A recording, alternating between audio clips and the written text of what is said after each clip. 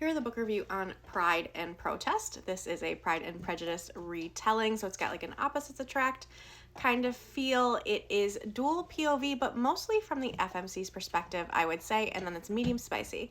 We're going to be following main characters Lisa and Dorsey, and they are on opposite sides of a developing company coming in and trying to take over an entire neighborhood. Lisa wants Dorsey to pack up his wealthy behind and get out of her neighborhood, but if that's the case, why can't she stop thinking about him? And Dorsey thinks initially that Lisa's way over the top and her family's over the top and just kind of overall performative, but as he slowly starts to get to know her, he realizes she's the real deal.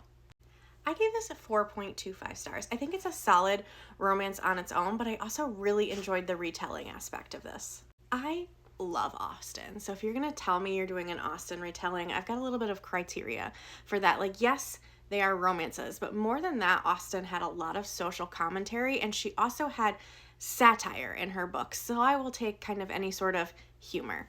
Even my beloved 2005 movie adaptation, I feel like it doesn't necessarily get that quintessential satire piece of Austen. It definitely has the romance. It's so swoony. I feel like it does have a little bit of social commentary. This book, though, has definitely all three aspects.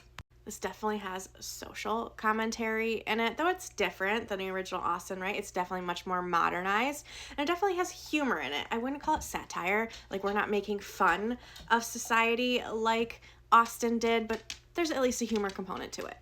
I just really, really enjoyed this. I listened to it as an audiobook and just had a great time listening. There is two narrators, but I think it's dual narration, not duet narration.